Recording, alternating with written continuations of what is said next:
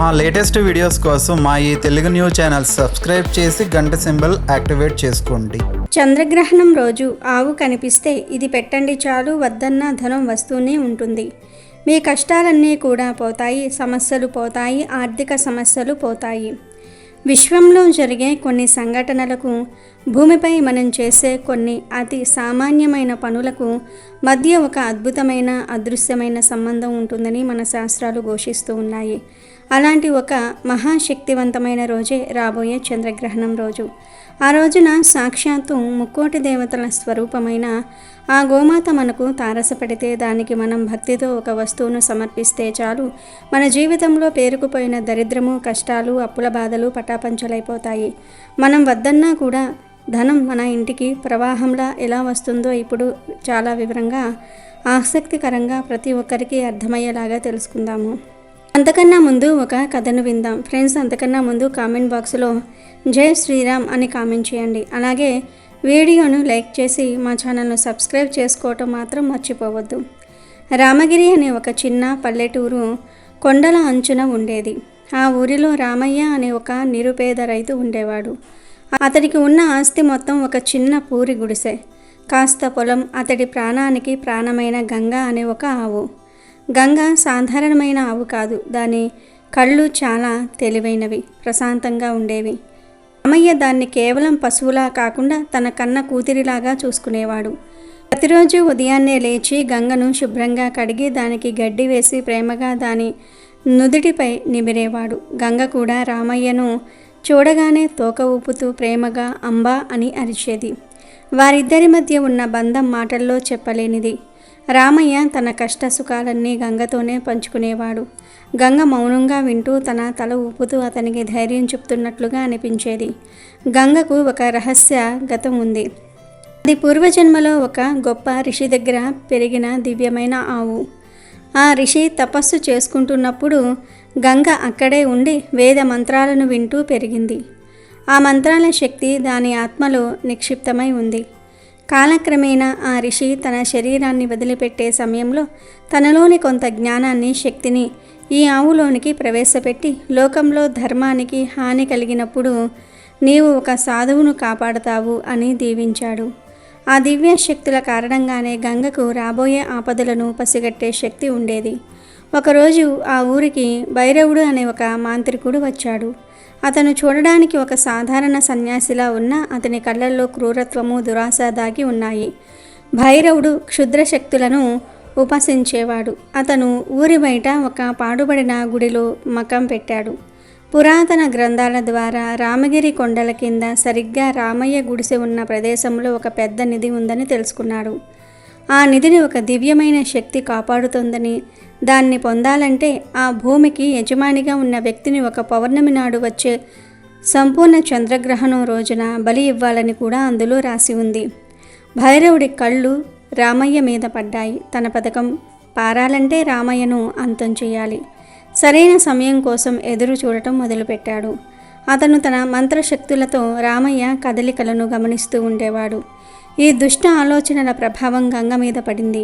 ఎప్పుడూ ప్రశాంతంగా ఉండే గంగ ఆ మాంత్రికుడి ఊరిలోనికి వచ్చినప్పటి నుండి కంగారుగా ఉండటం మొదలుపెట్టింది. అకారణంగా అరిచేది, సరిగ్గా గడ్డి తినేది కాదు. రామయ్యకు ఏమీ అర్థం కాలేదు. ఏమైంది గంగ, ఎందుకిలా ఉన్నావు అని ప్రేమగా అడిగేవాడు. గంగ అతని కాళ్ళ దగ్గర ముఖం పెట్టి ఏదో చెప్పాలని ప్రయత్నిస్తున్నట్లుగా చూసేది. కొద్ది రోజుల్లోనే సంపూర్ణ చంద్రగ్రహణం రాబోతుందని ఊరంతా మాట్లాడుకోవడం మొదలుపెట్టారు. పెద్దవాళ్ళు గ్రహణ సమయంలో బయటకు రాకూడదని, ఆహారం తీసుకోకూడదని, గర్భిణీ స్త్రీలు జాగ్రత్తగా ఉండాలని చెప్పుకుంటున్నారు. రామయ్యకు ఇవన్నీ పెద్దగా పట్టేవి కావు. కానీ గంగ ప్రవర్తన అతనికి ఆందోళన కలిగించింది. గ్రహణం రోజు దగ్గర పడుతున్న కొద్దీ గంగ మరింత అశాంతికి గురైంది. పాలు ఇవ్వటం కూడా మానేసింది. చివరకు ఆ చంద్రగ్రహణం రోజు రానే వచ్చింది. రాత్రి అవగానే పౌర్ణమి చంద్రుడు ఆకాశంలో ప్రకాశవంతంగా వెలుగుతున్నాడు. నెమ్మదిగా భూమి నీడ చంద్రుడి మీద పడటం మొదలైంది. ఊరంతా నిశ్శబ్దంగా మారింది. అందరూ తలుపులు వేసుకుని ఇళ్లలోనికి వెళ్ళిపోయారు. రామయ్య కూడా భోజనం చేసి పడుకోవడానికి సిద్ధమయ్యాడు. కానీ అతనికి అకస్మాత్తుగా ఒంట్లో నీరసంగా అనిపించింది. తల తిరుగుతున్నట్లుగా, ప్రాణం పోతున్నట్లుగా ఏదో తెలియని భయం పట్టుకుంది. అతను నెమ్మదిగా మంచం మీద కూలబడిపోయాడు. అదే సమయంలో ఊరి బయట ఉన్న పాడుబడిన గుడిలో భైరవుడు తన క్షుద్ర పూజను మొదలుపెట్టాడు.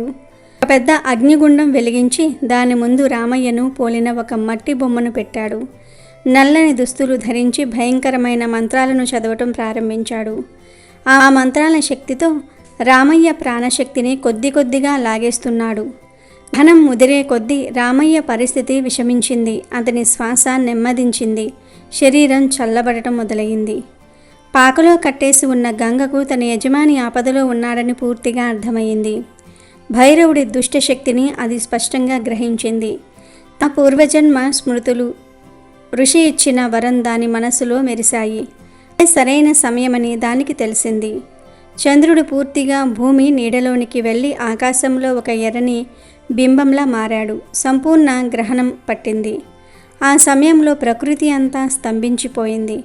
దుష్ట శక్తులకు అలాగే దైవశక్తులకు కూడా అది అత్యంత శక్తివంతమైన సమయం. గంగ తనను కట్టేసిన తాడును ఒక్క ఊదుటున తెంచుకుంది. అది నేరుగా రామయ్య పడుకుని ఉన్న గుడిసె బయటకు వచ్చింది. ఆకాశంలో ఉన్న ఎర్రని చంద్రుడి వైపు తలెత్తి చూసింది.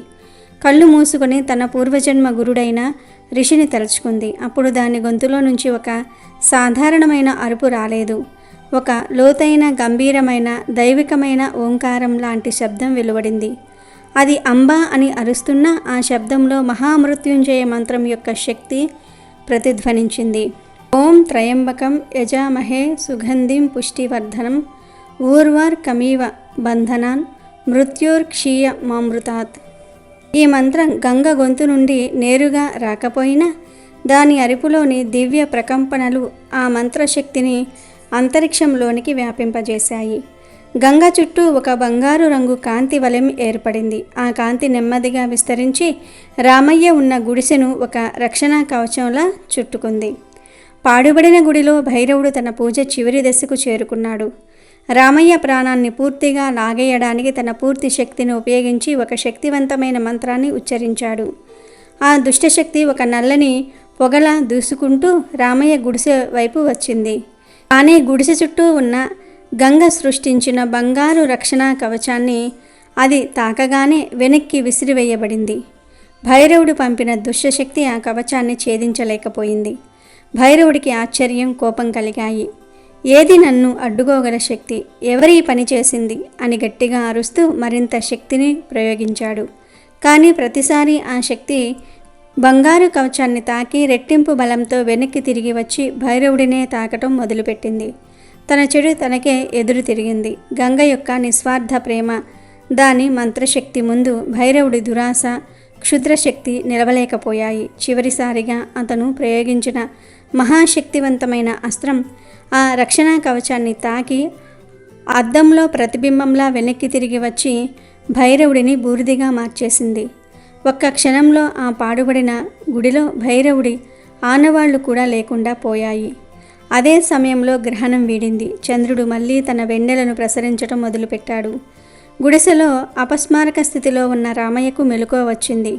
అతను కళ్ళు తెరిచి చూశాడు. తన ఒంట్లోని నీరసమంతా పోయి కొత్త శక్తి వచ్చినట్లుగా అనిపించింది. తనకు ఏం జరిగిందో అర్థం కాలేదు. బయటకు వచ్చి చూడగా గంగ తన గుడిసె ముందు నిలబడి అలసిపోయినట్లుగా కానీ ప్రశాంతంగా కనిపించింది. కానీ కళ్ళల్లో నీళ్లు తిరుగుతున్నాయి. రామయ్యకు విషయం పూర్తిగా అర్థం కాకపోయినా తన ప్రాణాలను గంగే కాపాడిందని అతని మనసుకు తెలిసింది.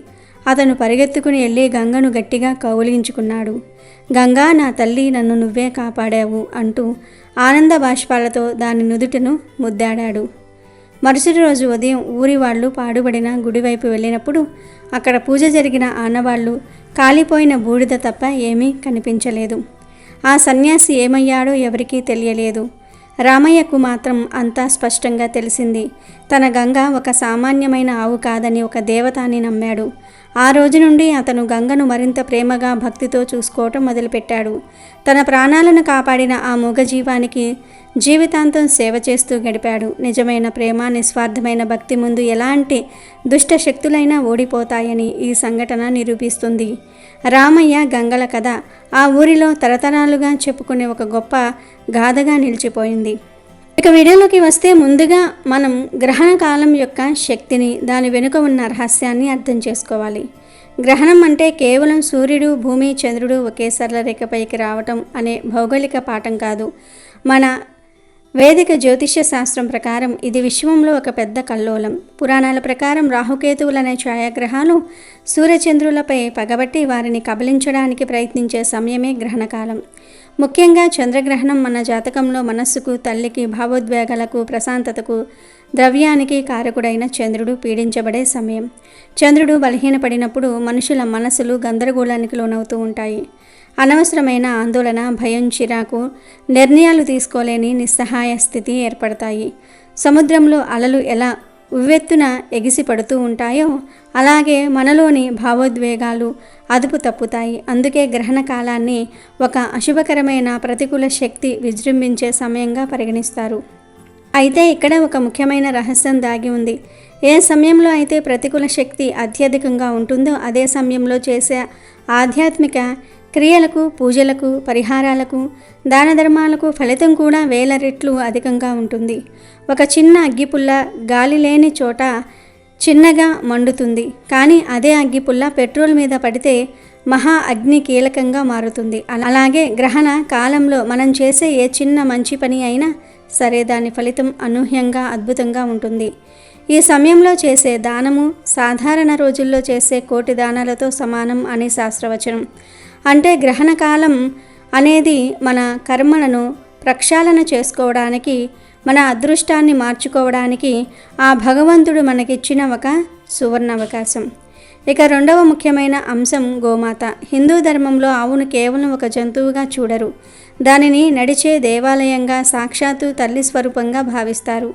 గోమాత శరీరంలోని ప్రతి అణువులోనూ ఒక దేవత కొలువై ఉంటుందని పురాణాలు చెప్తూ ఉన్నాయి. అందుకే గోవులో ముక్కోటి దేవతలు ఉంటారని అంటారు. గోవు కొమ్ములలో సూర్యచంద్రులు, నుదుట శివుడు, ముఖంలో బ్రహ్మ, గంగడోలులో విష్ణువు, రోమరోమంలో ఋషులు, చివరికి ఆ గోవు పేడలో సాక్షాత్తు శ్రీ మహాలక్ష్మి నివసిస్తుందని ప్రగాఢమైన నమ్మకం. అందుకే గోమయంతో అలికిన ప్రదేశం పవిత్రంగా మారుతుంది. లక్ష్మీదేవి ఆ ఇంట్లోకి ప్రవేశిస్తుంది. అంటే మనం ఒక ఆవుకు సేవ చేస్తే ఒకసారి ముక్కోటి దేవతలను పూజించినంత పుణ్యం మనకు లభిస్తుంది. అంతటి మహిమాన్వితమైనది గోసేవ. ఇప్పుడు ఈ రెండు మహాశక్తులను మనం ఒకటి చేయబోతూ ఉన్నాం. ఒకటి ఫలితాన్ని వేల రెట్లు పెంచే శక్తివంతమైన గ్రహణకాలం, రెండు ముక్కోటి దేవతల ఆశీస్సులను ఒకేసారి అందించగల గోమాత. ఈ రెండింటినీ కలిపి మనం ఒక చిన్న పరిహారం చేస్తే దాని ఫలితం ఎలా ఉంటుందో ఊహించండి. మన జీవితంలో ధనానికి, ఐశ్వర్యానికి ఇక లోటు అనేదే ఉండదు. అసలు విషయానికి వస్తే చంద్రగ్రహణం రోజున ఆవు కనిపిస్తే దానికి ఒక అత్యంత శక్తివంతమైన వస్తువును పెట్టాలి. అసలు ఏం పెట్టాలి అంటే నల్ల నువ్వులు, బెల్లము మరియు పసుపు కలిపిన పిండి ముద్దను పెట్టాలి. నల్ల నువ్వులు ఇవి శనీశ్వరుడికి, రాహుకేతువులకు అత్యంత ప్రీతికరమైనవి. గ్రహణానికి కారకులే రాహుకేతువులు. మన జీవితంలో మనం ఎదుర్కొనే అనేక కష్టాలకు, ఆటంకాలకు, కర్మదోషాలకు శని, రాహుకేతువుల ప్రభావమే కారణం. ఆ గ్రహాలకు సంబంధించిన ధాన్యాన్ని మనం గోమాతకు ఆహారంగా పెట్టినప్పుడు ఆ గ్రహాల వల్ల కలిగే దుష్ప్రభావాలను గోమాత తనలో స్వీకరించి వాటిని శాంతింపజేస్తుంది. ఇది ఆ గ్రహాలకు చేసే అత్యుత్తమ శాంతి పరిహారం. బెల్లం ఇది మధురానికి, శుభానికి ప్రతీక. మన జీవితంలోని కష్టాలు, చేదు అనుభవాలు తొలగిపోయి మన జీవితం మధురంగా, సంతోషంగా మారాలని కోరుకోవడానికి బెల్లాన్ని ఉపయోగిస్తాం. ఇది గురుగ్రహానికి, సూర్యుడికి కూడా ప్రీతికరమైనది. ఇది మనలో సానుకూల శక్తిని నింపుతుంది. పసుపు ఇది సాక్షాత్తు లక్ష్మీ స్వరూపం, సౌభాగ్యానికి చిహ్నం. పసుపులో అద్భుతమైన క్రిమి సంహారక గుణాలు ఉన్నట్టే ఆధ్యాత్మికంగా కూడా ఇది మన చుట్టూ ఉన్న ప్రతికూల శక్తులను, నర దృష్టిని, నరఘోషను నాశనం చేస్తుంది. ఇది మనకు ఒక రక్షణ కవచంలా పనిచేస్తుంది.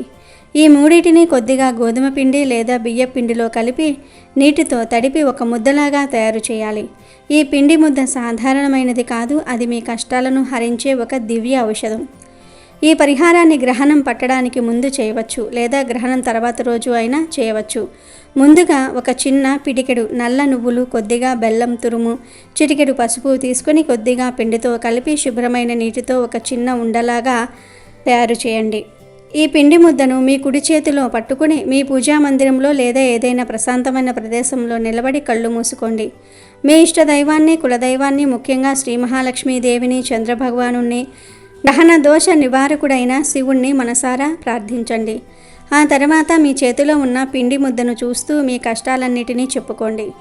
ఓ గోమాత, ముక్కోటి దేవత స్వరూపిణి, ఈరోజు ఈ చంద్రగ్రహణ కాలంలో నా జీవితాన్ని పట్టి పీడిస్తున్న కష్టాలను, అప్పుల బాధలను, దారిద్ర్యాన్ని, నాపై ఉన్న సకల గ్రహ దోషాలను, నరు దృష్టిని, ప్రతికూల శక్తులను ఈ పిండి ముద్ద రూపంలో నీకు సమర్పిస్తున్నాను.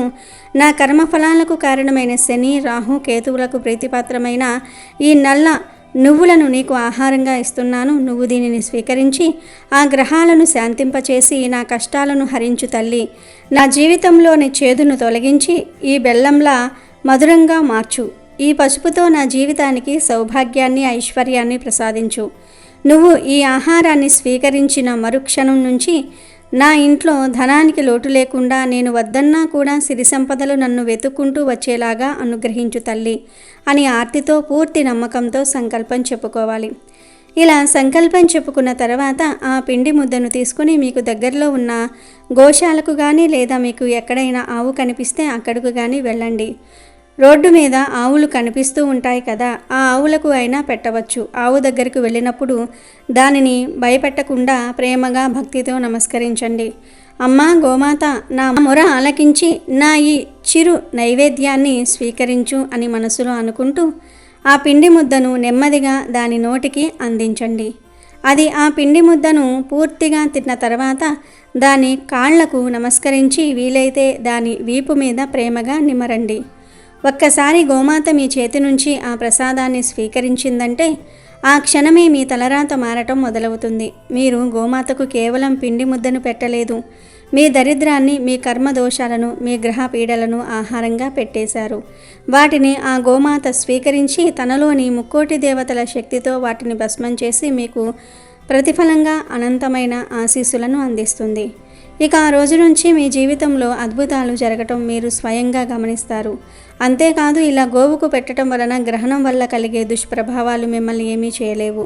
మీ మనసులోని గందరగోళం తొలగిపోయి ఒక స్పష్టత వస్తుంది. మీరు సరైన ఆర్థిక నిర్ణయాలు తీసుకోగలుగుతారు. అనవసరమైన ఖర్చులు అదుపులోనికి వస్తాయి. ఎక్కడి నుంచో రావాల్సిన డబ్బు హఠాత్తుగా చేతికి అందుతుంది. వ్యాపారంలో కొత్త అవకాశాలు వస్తాయి. ఉద్యోగంలో ప్రమోషన్లు, జీతం పెరుగుదల వంటివి జరుగుతాయి. మీ ఇంట్లో ధనం నిలవటం మొదలవుతుంది. మీ ఇంట్లో ఒక తెలియని ప్రశాంతత, సానుకూల వాతావరణం నెలకొంటుంది. ధనం మిమ్మల్ని వెతుక్కుంటూ రావటం అంటే ఇదే. అవకాశాలు మీ తలుపు తడతాయి. మీరు వాటిని అందిపించుకుని ఉన్నత శిఖరాలకు ఎదుగుతారు. కాబట్టి రాబోయే చంద్రగ్రహణం రోజున ఈ సువర్ణ అవకాశాన్ని అస్సలు వదులుకోవద్దు. ఇది చాలా విలువైన పరిహారం. ఎక్కడో ఒక చోట ఆ తల్లి గోమాత రూపంలో మీకు తప్పక కనిపిస్తుంది. కనిపించినప్పుడు ఈ చిన్న పరిహారాన్ని ఆచరించి మీ జీవితాన్ని ఐశ్వర్యమయం చేసుకోండి. మీ ఇంట్లో ధనలక్ష్మి స్థిరంగా కొలువై సిరి సంపదలతో నిత్యం కలకలలాడుతుంది. సెప్టెంబర్ 7న రాహుగ్రస్త సంపూర్ణ చంద్రగ్రహణం ఏర్పడబోతోంది. ఇది బాగా కీడుతో వస్తుంది, చాలా పవర్ఫుల్. అయితే ఈ అద్భుతమైన రోజున ఎవరైతే కొడుకులు ఉన్నవారు ఈ పరిహారం చేస్తారో వారికి ఉండే గ్రహణ దోషాలన్నీ, దిష్టి దోషాలన్నీ కూడా వెళ్ళిపోతాయి. వారు చక్కగా జీవితాన్ని గడపగలుగుతారు. కాబట్టి కొడుకులు ఉన్నవారు ఖచ్చితంగా ఈ పరిహారం చేయండి. గ్రహణం చాలా శక్తివంతమైనది కాబట్టి కొడుకులు ఉన్నవారు ఈరోజు ఖచ్చితంగా ఈ పరిహారం చేసి తీరాలి అని శాస్త్రాలు చెప్తూ ఉన్నాయి. ఎందుకంటే ఈ గ్రహణం ఎఫెక్ట్ అనేది ఎక్కువగా మగ సంతానం మీద ప్రభావాన్ని చూపుతుందని జ్యోతిష్య పండితులు చెప్తూ ఉన్నారు. కాబట్టి ఈ విధంగా కొడుకులు ఉండేవారు ఈ పరిహారాన్ని ఆచరించండి. ఇలా ఆచరించడం వలన చక్కటి ఫలితాలు కలుగుతాయి. మీ కొడుకుల జీవితాన్ని చక్కగా మీరే మార్చిన వారు అవుతారు. పిల్లల ఎదుగుదల అనేది బాగుండడానికి, వారిపై ఉండే చెడు అనేది తొలగిపోవడానికి అవకాశం ఉంటుంది. చాలా చక్కటి ఫలితాలు కలుగుతాయి. ధనానికి ధనం కలిసి వస్తుంది. చెడు ప్రభావాలు కూడా పోతాయి. మరి ఇంతకీ గ్రహణం ఎఫెక్టు మన పిల్లల మీద పడకుండా ఉండాలంటే సంవత్సరం పొడుగునా కూడా పిల్లలు ఎలాంటి ఇబ్బంది లేకుండా చక్కగా ఆయురారోగ్యాలతో ఉండాలంటే మనం ఈ గ్రహణం రోజు ఏం చేయాలి అనే విషయాన్ని ఇప్పుడు మనం ఈ వీడియోలో వివరంగా తెలుసుకుందాము. సెప్టెంబర్ 7న ఏర్పడేది సంపూర్ణ చంద్రగ్రహణం. ఇది సెప్టెంబర్ 7 రాత్రి 9:36 ప్రారంభమై సెప్టెంబర్ 8 ఉదయం 1:25 ముగుస్తుంది. ఈ గ్రహణం మొత్తం 3 గంటల 49 నిమిషాల పాటు ఉంటుంది. ఇదే మనకు ఈ సంవత్సరంలో వస్తున్న అతిపెద్ద గ్రహణం మగపిల్లలు, కొడుకులు ఉన్నవారి యొక్క జీవితంపై ఎక్కువగా ప్రభావం చూపుతుంది అని శాస్త్రాలు చెప్తూ ఉన్నాయి. కాబట్టి కొడుకులు ఉన్నవారు ఈరోజు ఈ పరిహారం చేసుకుంటే చాలా అద్భుతమైన ఫలితం అనేది రావడం జరుగుతుంది. కాబట్టి తప్పనిసరిగా మీరు ఈ పరిహారం అనేది చేసుకోండి. కొడుకులు ఉన్నవారు ఈ పరిహారం చేయటం వల్ల వారి జీవితం అనేది మారిపోవటమే కాకుండా వారికి ఉండే ఇబ్బందులు తొలగిపోతాయి. పిల్లలపై ఏదైతే చెడు ప్రభావాలు పడుతూ ఉంటాయో, గ్రహణ విషకిరణాలు వెదజల్లుతూ ఉంటాయో, అంటే గ్రహణం పట్టేటప్పుడు విషకిరణాలు భూమి మీదకి ప్రసరిస్తాయి. ఆ కిరణాల ప్రభావం కూడా పిల్లలపై పడకుండా చక్కగా ఉండడానికి కూడా ఈ పరిహారాలు అనేవి ఉపయోగపడుతూ ఉంటాయి. శాస్త్రాల ప్రకారం, పురాణాల ప్రకారం మనకు నార్మల్గా గ్రహణం కలిసి వస్తే ఆ రోజును గొప్ప పర్వదినంగా పరిగణిస్తారు. అంటే పౌర్ణమి మంచు తిథి అయినప్పటికీ కూడా గ్రహణాన్ని మనము అపశకునంగానే భావిస్తాము. అంటే శకునంగా భావిస్తాం కాబట్టి మనం ఈ రోజున పరిహారాలు చేసుకోవాలి.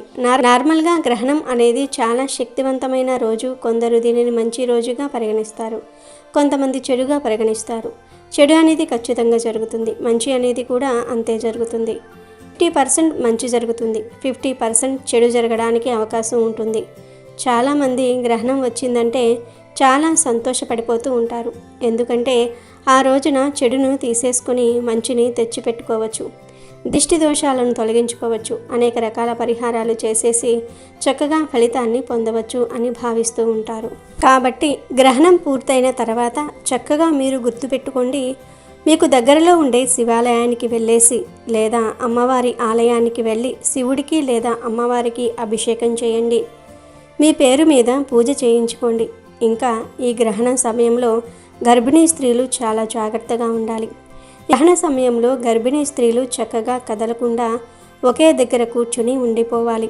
నార్మల్గా మన పూర్వకాలంలో మన పూర్వీకులు ఏం చెప్పేవారంటే, గ్రహణం పట్టేటప్పుడు ఆడవారు అంటే ప్రెగ్నెంట్గా ఎవరైతే ఉంటారో గర్భవతులు వాళ్ళు జడ కూడా ముడి వేసుకోకూడదు, జడకు లబ్బరు కూడా పెట్టుకోకూడదు, నిటారుగా అంటే స్ట్రైట్గా అలా పడుకొని ఉండిపోవాలి అని చెప్పేవారు. స్విచ్ వేయటం కానీ, కత్తితో కట్ చేయటం కానీ, లేదంటే బిందెలపై మూతలు పెట్టడం కానీ, ఏదైనా వంట చేయటం కానీ, లేదంటే చీపుర్ని పెట్టి ఊడ్చటం కానీ, ఇలాంటివి చేస్తే పుట్టే పిల్లలపై ప్రభావం పడుతుందని ఒక భావన అప్పటి నుంచే ఉంది. అందుకే ఇప్పటికీ కూడా మన అమ్మలు కానీ, అమ్మమ్మలు కానీ, లేదంటే మన అత్తలు కానీ ఇలాంటి పనులు చేయనివ్వరు. ఎందుకంటే పిల్లలపై ప్రభావం పడుతుందని నమ్ముతూ ఉంటారు. గ్రహణ దోషం అనేది పిల్లలకు తగులుతుందని ఒక భావన. కాబట్టి గ్రహణం పట్టేటప్పుడు గర్భిణీ స్త్రీలైతే ఇంట్లో నుంచి బయటికి రాకండి, చిన్న పిల్లలు కూడా ఇంట్లో నుంచి బయటికి రాకండి.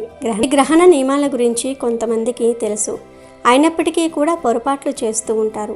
మనం పొరపాట్లు చేస్తాం, కానీ మన పిల్లల జీవితాంతం ఆ నరకాన్ని అనుభవించాల్సి వస్తుంది. కాబట్టి జాగ్రత్తగా ఉండండి. ఈ యొక్క గ్రహణం చాలా కీడుతో వస్తుంది. ఈ గ్రహణం, ఈ పౌర్ణమి రెండూ కలిసి రావటం కొంచెం కీడు కలిగిస్తుంది. దీని వలన మగపిల్లలకు కీడు జరుగుతుంది. కాబట్టి మగపిల్లలపై చెడు ప్రభావం లేకుండా, ఆ పిల్లలకు ఎలాంటి ఇబ్బందులు కలగకుండా ఉండాలంటే ఈ పరిహారం చేయాలి అని శాస్త్రాల్లో చెప్పడం జరుగుతుందన్నమాట. అనే కాదు, పిల్లలపై ఏదైనా చెడు ఉందనుకోండి, నెగిటివ్ ఉందనుకోండి, దాన్ని కూడా తరిమి కొట్టడానికి ఈ పరిహారం పనిచేస్తుంది. మా పిల్లలు ఇబ్బంది పెడతారు, అన్నం తినరు, మారం చేస్తారు, ఎక్కువగా సతాయిస్తూ ఉంటారు, ఎప్పుడు చూసినా ఏదో ఒక రకంగా సమస్యను క్రియేట్ చేస్తూ ఉంటారు. పిల్లల వల్ల మేము చాలా అలసిపోయాము, ఏం చేయాలో అర్థం కావటం లేదని మీరు బాధపడుతున్నా, ఇబ్బంది పడుతున్నా చక్కగా ఈ పరిహారం చేసుకోండి. ఎంత పెద్ద పిల్లలకైనా సరే ఈ పరిహారం చేసుకోవచ్చు, చిన్న పిల్లలకు కూడా చేసుకోవచ్చు. అసలు ఏం చేయాలి అంటే, ఒక చెంబులో నీటిని తీసుకోండి. నీళ్లను తీసేసుకున్న తర్వాత అందులో కుంకుమను వేసేసి, అందులోనే కొద్దిగా ఆవాలు, ఒక 2 లేదా 3 ఎండుమిరపకాయలను వేసేసి ఆ నీళ్లను చెంబులో తీసుకుని ఎడమ చేతితో పట్టుకుని చక్కగా మీ కొడుకుని ఇంటి బయట ఒక చోట కూర్చోబెట్టి తల చుట్టూ 9 సార్లు తిప్పేసి ఆ నీటిని బజారులో పోసేయండి. అంటే మనకు రోడ్డు ఉంటుంది కదా, మెయిన్ రోడ్లు ఉంటాయి కదా, ఆ రోడ్డు మీద పోసేయండి. ఆ నీటిని వేరే వారు తొక్కినా మీకేమీ సంబంధం లేదు కనుక ఈ నీటిని తీసుకుని వెళ్ళి రోడ్డుకి ఒక సైడ్న పోసేయండి. ఒకవేళ అలా పోయటం మీకు వీలు కాకపోతే ఇంట్లో నుంచి బయటకు వచ్చి ఒక చెట్టు మొదట్లో పోయండి. కానీ ఇంట్లో మాత్రం పోసుకోకండి. ఈ పరిహారానికి కుంకుమ, ఆవాలు, ఎండు మిరపకాయలు ఇవన్నీ కూడా చెడును బాగా తొలగిస్తాయి, కీడును పోగొడతాయి, దరిద్రాలను వదిలిస్తాయి, కష్టాలను తొలగిస్తాయి, మన జీవితాలను అద్భుతంగా మార్చేస్తాయి, మన సుడిని తిప్పేస్తాయి. కనుక 10 సంవత్సరాల నుండి 50 సంవత్సరాల వయసు కలిగిన కొడుకులు ఉన్న వారందరూ కూడా తప్పక గ్రహణ పరిహారం చేయండి. ఇలా పరిహారం చేయటం వల్ల ఆ పిల్లలపై ఉండే చెడు ప్రభావంతో పాటు దిష్టి దోషాలు అనేవి కూడా తొలగిపోతాయి, గ్రహణ దోషాలు పోతాయి, విషకిరణ దోషాలు పోతాయి, సంతానంపై ఉండే ఏ ఇబ్బంది ఉంటుందో అది తొలగిపోవడానికి, మీ పిల్లల జీవితం అనేది బాగుపడడానికి, వారిపై దిష్టి అధికంగా ఉన్నట్టయితే దాన్ని తొలగించుకోవడానికి పరిహారం అనేది చాలా చక్కగా పనిచేస్తుందని మనకు శాస్త్రాలు చెప్తూ ఉన్నాయి. తిథి వార నక్షత్రం మనకు బాగా కలిసి వస్తుంది కాబట్టి ఈ పరిహారం చేయండి. పిల్లలపై ఉండే దిష్టి ప్రభావాన్ని తొలగించుకోవడానికి ఈ పరిహారం చేయటం వల్ల దిష్టి దోషం అనేది ఖచ్చితంగా తొలగిపోతుంది, చాలా మంచి రిజల్ట్ అనేది వస్తుంది. కాబట్టి మొదటి పరిహారం ఇది. ఇంకొక పరిహారం కూడా ఉంది, అది కోడిగుడ్డు పరిహారం. మొదటి పరిహారం చేయలేని వారు ఈ పరిహారం చేసుకోవచ్చు. నిజానికి ఈ రెండిటిల్లో ఏ ఒక్క పరిహారం చేసుకున్నా అద్భుత ఫలితాలు వస్తాయి. ఈ పరిహారానికి పెద్దగా కావాల్సింది ఏమీ లేదు. కోడిగుడ్డు ఉంటుంది కదా, కోడిగుడ్డు అందరికీ తెలిసిందే. అందరి ఇళ్లల్లో నార్మల్గా కోడిగుడ్డు ఉంటుంది. ఒక 5 రూపాయలు పెడితే వస్తుంది. కానీ దానివల్ల మనకు ఎంత లాభం ఉంటుందో తెలుసా? మనం ఎన్ని లాభాలను పొందగలుగుతామో తెలుసా? పిల్లలకు చెడును తొలగించుకోవడానికి కోడిగుడ్డు చాలా చక్కగా ఉపయోగపడుతుంది. పిల్లలపై కొన్ని ప్రభావాలు ఉంటాయి కదా, అవి తీరిపోవడానికి కూడా ఈ కోడిగుడ్డు పరిహారం అనేది చక్కగా పనిచేస్తుంది. పిల్లలపై ఎలాంటి ఇబ్బంది ఉన్నా, గ్రహణ దోషాలు పడినా సరే దాన్ని తొలగించుకోవడానికి కూడా ఈ కోడిగుడ్డు పరిహారం అనేది పనిచేస్తుంది. కోడిగుడ్డు అనేది చాలా శక్తివంతమైనది. కోడిగుడ్డు లోపల ఎల్లోగా ఉన్నప్పటికీ కూడా బయట మొత్తం తెలుపుగా ఉంటుంది. ఈ ఎల్లో తెలుపు ఈ రెండు కలిసినప్పుడు ఏమవుతుంది అంటే అవి పవిత్రంగా మారుతాయి, చాలా శక్తివంతంగా మారుతాయి. అవి చాలా శక్తితో కూడుకుని ఉంటాయి. ఈరోజు కోడిగుడ్డుకు కొంచెం శక్తి అధికంగా ఉంటుంది కనుక కోడిగుడ్డును తీసేసుకొని మీరు ఈ పరిహారం చేయండి. పిల్లలకు గ్రహణం ఎఫెక్ట్ ఉన్నా, పిల్లలపై చెడు ప్రభావం ఉన్నా, పిల్లలకు ఏదైనా ఇబ్బంది ఉన్నా సరే దాని నుంచి ఆ పిల్లలు బయటపడడానికి, ఆ పిల్లలకు మంచి జరగడానికి ఈ పరిహారం బాగా ఉపయోగపడుతుంది. కోడిగుడ్డు తీసుకొని ఆ కోడిగుడ్డు పైన సర్కిల్ని గీసేయండి. అలా గీసి ఆ సర్కిల్ మధ్యలో కాటుకతో బొట్టు పెట్టండి. ఆ బొట్టు పైన కుంకుమతో ఇంకొక బొట్టు పెట్టండి. తర్వాత ఈ గుడ్డును పిల్లలపై చక్కగా తల చుట్టూ ఒక 21 సార్లు తిప్పేసి ఆ కోడిగుడ్డును తీసుకుని వెళ్ళి పగలకుండా ఇంటికి దూరంగా ఒక ప్రదేశంలో పెట్టేసి ఇంటికి రావాలి. ఇలా రావటం వల్ల ఏం జరుగుతుంది అంటే పిల్లలపై ఏదైనా చెడు ఉన్నా, ఏదైనా చెడు ఆవహిస్తుందని ఒక భావన మనలో ఉన్నా దాని నుంచి కూడా మనం బయటపడడానికి అవకాశం ఉంటుంది. శాస్త్రాల ప్రకారం, గ్రంథాల ప్రకారం ఈ పరిహారం చాలా శక్తివంతమైన పరిహారంగా పరిగణించబడుతుంది. కాబట్టి ఈ యొక్క పరిహారం అనేది పరిపూర్ణ నమ్మకంతో చేయండి, ఫలితం అనేది వస్తుంది. కేవలం ఒక్క కోడిగుడ్డు మన జీవితాన్ని మార్చి మన పిల్లలపై ఉండే ఇబ్బందిని తొలగించడానికి కూడా అవకాశం ఉంటుంది అని మనకు పురాణ గ్రంథం చెప్తుంది. ఈ పరిహారం చాలా శక్తివంతమైన పరిహారం, చాలా పవర్స్ ఉన్న పరిహారం అని చెప్పబడుతుంది.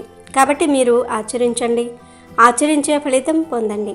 కానీ మీరు తొందరలో వెళ్ళి అంటే తొందరగా వెళ్ళి అక్కడ కోడిగుడ్డును పడేస్తే ఆ కోడిగుడ్డు పగిలిపోతుంది. కానీ గుడ్డు పగలకూడదు, పగలకుండా ఉండేలాగా చూసుకోవాలి. అది పగిలిపోయింది అనుకోండి, మనకు ఫలితాలు అయితే రావు. అది పగలకుండా అలాగే ఉండిపోతుంది అనుకోండి, మనకు మంచి ఫలితం అనేది అధికంగా వస్తుంది. మన పిల్లలపై ఉండే చెడు ప్రభావంతో పాటు పిల్లల పరంగా ఏదైనా ఇబ్బంది ఉన్నట్లయితే అది కూడా తొలగిపోవడానికి అవకాశం ఉంటుంది.